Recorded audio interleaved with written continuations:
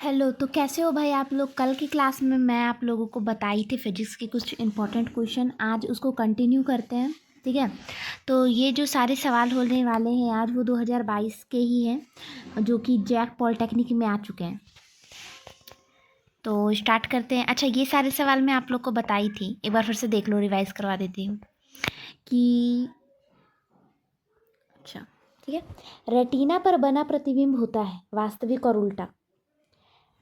Retina पर जो प्रतिबिंब बनता है, मतलब जो हमारे आँखों में जो रेटिना होती है उसमें प्रतिबिंब वास्तविक और उल्टा बनता है। और ये वाला सवाल भी बहुत इम्पोर्टेंट है, हमेशा पूछते रहता है ये सवाल, देख करके जाना आप लोग। ये और दर्पण सूत्र, और एक जो है दर्पण सूत्र हो गया, और एक होता है लेंस का सूत्र। तो दर्पण का सूत्र है 1/v - 1/u = 1/f, और ये जो है n नंबर यानी 1/v + 1/u = 1/f, ये जो है ये हमारा सूत्र है लेंस का। ये दोनों सूत्र याद करके जाना, फिर बता रही हूँ। चलो फिर आज के सवाल पे मूव करते हैं, यहाँ से स्टार्ट करते हैं। ठीक है, बहुत इम्पोर्टेंट होने वाला है कि ये रहा। किसी लेंस की क्षमता का सूत्र है, बताओ। किसी लेंस की क्षमता का जो सूत्र होता है वो डायोप्टर होता है। P = 1/f होता है। P मतलब पावर और F का मतलब फोकस दूरी। तो और इसका क्षमता सूत्र होता है डायोप्टर। ठीक है, मतलब डायोप्टर में इसको हम लोग मापते हैं। स्नेल के नियम के अनुसार क्या सही है, बताओ। तो स्नेल का जो नियम है वो कहता है जो म्यू है हमारा, ठीक है, जो म्यू है हमारा वो हमारा होता है sin I/sin R। म्यू जो होता है वो हमारा sin I/sin R होता है, तो हो जाएगा वह पहला। ठीक है, नेक्स्ट हो गया। किसी दर्पण के मुख्य फोकस और ध्रुवों के बीच की दूरी को कहते हैं, बताओ। देखो, ये हमारा एक दर्पण हो मान लो, और ये हमारा हो गया ध्रुव, और ये हमारा हो गया मुख्य फोकस। तो इसके बीच की दूरी को हम लोग क्या कहें? तो इसका आंसर हो जाएगा फोकस दूरी। फोकस दूरी रट्टा मार लो भाई, ये सारे सवाल को बहुत ही इंपॉर्टेंट है 2026 पॉलिटेक्निक के लिए। किसी दर्पण के मुख्य फोकस और ध्रुवों के बीच की दूरी को फोकस दूरी कहते हैं। ठीक है, नेक्स्ट। लेंस की क्षमता सूत्र होता है, बताओ। अभी मैंने आप लोगों को बताया था, कमेंट करो। तो क्या होता है बताओ। P जो होता है वो हमारा 1/f होता है, और इसको हम लोग डायोप्टर में नापते हैं, तो हो जाएगा ए राइट ऑप्शन। नेक्स्ट। जब प्रकाश एक माध्यम से दूसरे माध्यम में जाता है, जब प्रकाश एक माध्यम से दूसरे माध्यम में जाता है तो इसका पथ में परिवर्तन को कहते हैं, क्या कहते हैं? जब भी हमारा प्रकाश एक माध्यम से दूसरे माध्यम में जाएगा तो इसके पथ के परिवर्तन को हम लोग कहते हैं प्रकाश का अपवर्तन। ठीक है, प्रकाश का अपवर्तन। और वो सेम ही पृष्ठ से वापस से चला जाए उसको हम लोग परावर्तन बोलते हैं। दोनों में डिफरेंस क्लियर कर लेना, करके जाना एग्जाम में। आप लोगों ने क्लास 10 में इसको अच्छे से पढ़ा होगा, ऑब्वियस सी बात है। तो इसका राइट ऑप्शन हो जाएगा प्रकाश का अपवर्तन। ठीक है, नेक्स्ट। विद्युत धारा का मात्रक है क्या? बहुत इजी सा सवाल है। विद्युत धारा का मात्रक एम्पियर होता है। अगला सवाल है, प्रिज्म में कितने सतह बंधन हैं? तो इसका राइट ऑप्शन हो जाएगा 5। ठीक है।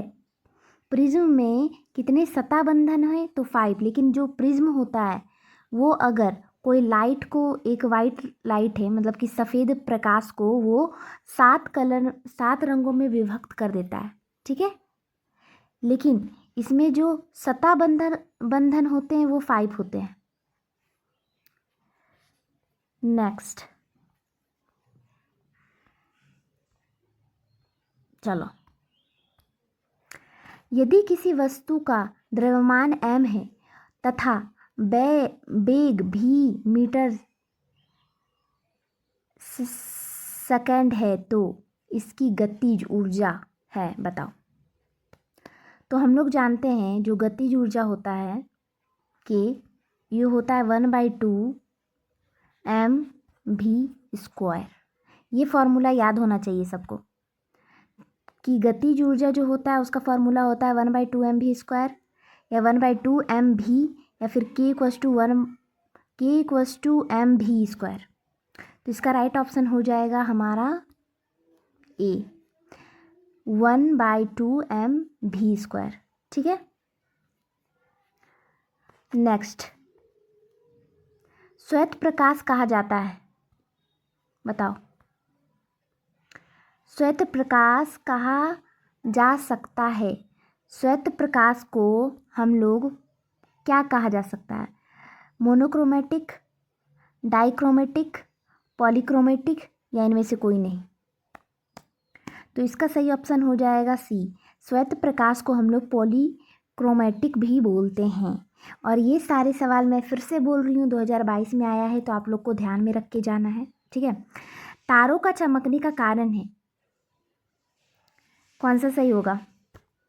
तारों का चमकने का कारण हम लोग का अपवर्तनांक होता है, परावर्तन तो नहीं हो सकता, ए बी दोनों नहीं।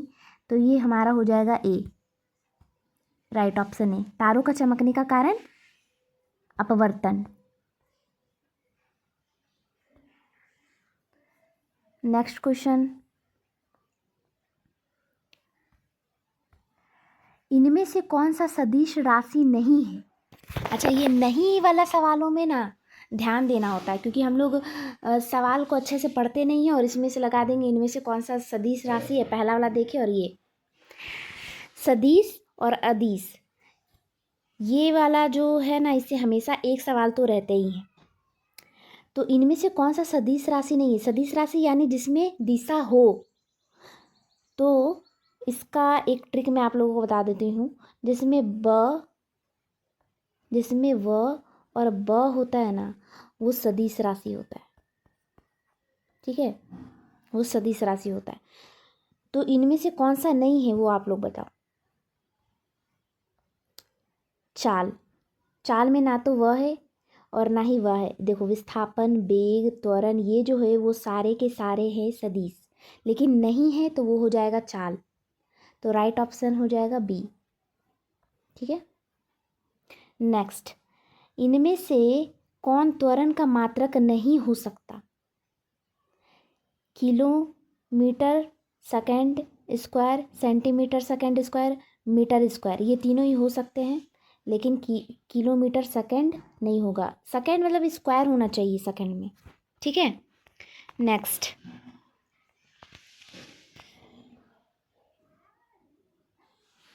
सवाल हमारा आता है ये 130 कि जब एक बस अपनी चाल 10 सेकंड में 36 किलोमीटर प्रति घंटा से बढ़ाकर 72 किलोमीटर प्रति घंटा करता है, तो इसका त्वरण क्या होगा? देखो, ये सवाल में थोड़ा सा हम लोग का लेंदी है, लेकिन निकालोगे तो बन जाएगा। इसका राइट ऑप्शन हमारा तो हो जाएगा डी, 1 मीटर सेकंड स्क्वायर। लेकिन कैसे होगा वो मैं आप लोग को बता देती हूँ। तो सवाल 130 है कि एक बस अपनी चाल 10 सेकंड में 36 किलोमीटर प्रति घंटे से बढ़ाकर 72 किलोमीटर प्रति घंटा करता है, तो इसका त्वरण क्या होगा? तो हम लोग जानते हैं कि त्वरण का जो फॉर्मूला होता है वो होता है वेग बटा समय। ठीक है। तो बेग बटा समय होता है। तो ये वाला जो क्वेश्चन है इसमें हम लोगों का जो दिया हुआ है डाटा 36 किलोमीटर प्रति घंटा, तो इसको हम लोग को मीटर पर सेकंड में कन्वर्ट करना है। ठीक है, तो मीटर पर सेकंड में कन्वर्ट करने के लिए इसको हम लोग पहले मल्टीप्लाई करते हैं 5/18 से। ठीक है, 36 किलोमीटर को पहले मीटर पर सेकंड में हम लोग कन्वर्ट करेंगे तो 5/18 से मल्टीप्लाई करेंगे। ठीक है, तो ये हमारा आ जाएगा 10 मीटर पर सेकंड। ठीक है, 10 मीटर पर सेकंड पहला आ गया, याद रखिएगा। दूसरा हो गया कि 72 किलोमीटर प्रति घंटा है, तो इसको हम लोग मीटर में कन्वर्ट करेंगे, फिर 5/18 से मल्टीप्लाई कर देंगे, तो ये हमारा हो जाएगा 20। ठीक है, ये हमारा 20 हो जाएगा, 20 मीटर पर सेकंड। तो हम लोगों का फाइनल वेलोसिटी आ गया 20 और इनिशियल वेलोसिटी हो गया 10। ठीक है, और हम लोग का समय दिया हुआ है 10 सेकंड। समय दिया है 10 सेकंड। हम जानते हैं कि त्वरण बराबर होता है minus by time. Final velocity minus initial velocity, यानी अंतिम वेग माइनस प्रारंभिक वेग। तो अंतिम वेग हमारा क्या था 20 और प्रारंभिक वेग 10 और टोटल टाइम 10। तो ये हमारा हो गया 10 में 10 हम लोग को कट गया, तो हो गया 1 मीटर सेकंड स्क्वायर। ठीक है, तो हमारा आंसर आ गया डी। बात समझ में आएगी ये कैसे हुआ? अगर नहीं समझ आया तो एक बार फिर से पीछे करना और देख लेना। ठीक है, चलो नेक्स्ट सवाल। चाल समय का ढाल देता है, तो चाल समय का ढाल हमेशा त्वरण देता है। तय की गई दूरी नहीं देगा, वेग नहीं देगा, विस्थापन नहीं देगा, वो हमेशा त्वरण देता है, और इसको आप लोगों को याद रखना है। ठीक है, नेक्स्ट, इनमें से कौन सा सही संबंध है? तो देखो, जो हमारा फॉर्मूला है 3, जो न्यूटन के लॉ से हम लोगों को जो फार्मूला निकला है 3 को, वो हमेशा याद रखना है। तो ये हमारा V=U+AT एक फार्मूला होता है, और एक फार्मूला होता है हम लोग का ये वाला S = UT + हाफ AT²। ठीक है, तो ये सारे फार्मूलों को आप लोगों को याद रखना है। तो इसमें से कौन सा सही है आप लोग बताओ? ये वाला फार्मूला अगर आप लोगों ने याद किया होगा तो हम लोग जानते हैं कि V = U+AT होता है। ठीक है, ये याद रख लेना, V = -UAT नहीं होता और V = U+AT नहीं होता। ये वाली गलती से भी मत करना। तो इसका आंसर सही हो जाएगा ए, V = U+AT। ठीक है, नेक्स्ट, गतिमान वस्तु का त्वरण निर्भर करता है, तो हमेशा गतिमान वस्तु का जड़त्व निर्भर करता है। ठीक है, तो जड़त्व हमेशा, नोट कर लो, जड़त्व हमेशा द्रव्यमान पर निर्भर करता है, वस्तु के संवेग पर निर्भर नहीं करेगा, वस्तु के चाल पर नहीं निर्भर करेगा, वो हमेशा वस्तु के द्रव्यमान पर निर्भर करता है। ठीक है, ये आप याद कर लेना। नेक्स्ट, जब टूथपेस्ट को दबाया जाता है तो उसका आकार परिवर्तित हो जाता है, ये कौन सा बल, यह बल उत्तरदायी है? संतुलित बल, अपकेंद्रीय बल, असंतुलित बल, या अभिकेंद्रीय बल, या अपकेंद्रीय बल, अपकेंद्र बल। तो इसका सही ऑप्शन हो जाएगा ये संतुलित बल। ठीक है, नेक्स्ट क्वेश्चन,